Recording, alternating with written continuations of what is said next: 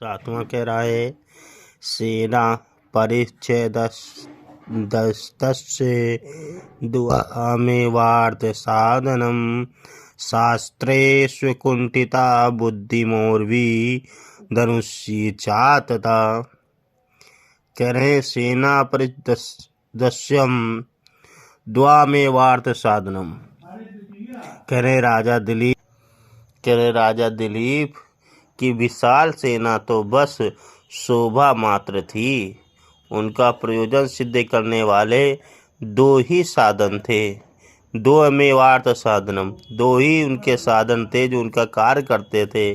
सेना परिच्छेदस्तंद, राजा दिलीप की जो विशाल सेना थी वो शोभा मात्र थी। उनका प्रयोजन सिद्ध करने वाले सिर्फ दो ही साधन थे। कौन कौन से? एक तो साधन था कि शास्त्रों में उनकी बुद्धि या साधारण भक्ति, उनको शास्त्रों का अच्छा ज्ञान था। और धनुष पर चढ़ी डोरी, कहने का मतलब ये है कि राजा दिलीप का असाधारण शास्त्र ज्ञान और हर कार्य उचित ढंग से करते थे। और उनका व्यक्तित्व पराक्रम उन्हें तत्काल सफलता दिलवाते थे। उन्हें सेना की कभी आवश्यकता ही नहीं पड़ी किसी भी युद्ध में। अगला कह रहा है तस्य समुद्र मंत्रस्यम गूढ़ाकारेद्यतस्य च फलानुमेवाप्यारंभा संस्काराप्यक्तना इव। भावार्थ ये है कि सर्वत्र मंत्रणा से का मतलब है मंत्रणा और विचार विमर्श को गुप्त रखने वाले। गूढ़ का मतलब होता है छिपाना। अकारा मुखाकृति, इंगित चेष्टा, भानु में वो फल से ही अनुमान किए जाने वाले। प्रारंभा उद्योग, प्रयत्ना पूर्व जन्म के।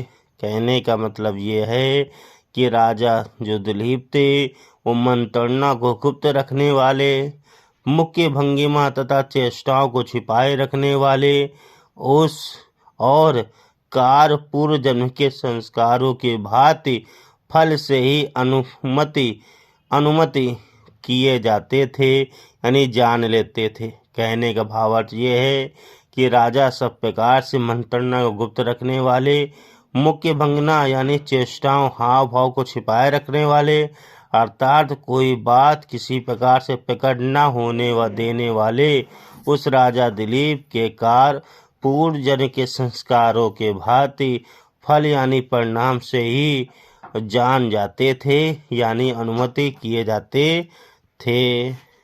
अगला कह रहा है जुगोपात्मानत्रस्तो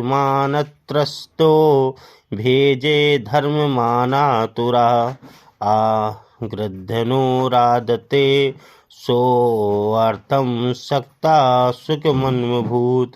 कहने का मतलब है वे राजा दिलीप निर्भीर होकर अपनी रक्षा करते थे, धैर्य पूर्वक धर्म का पालन करते थे, लोभ रहित होकर धन का संग्रह करते थे और आसक्ति रहित होकर संसारी सुखों का अनुभव करते थे। भावार्थ क्या है?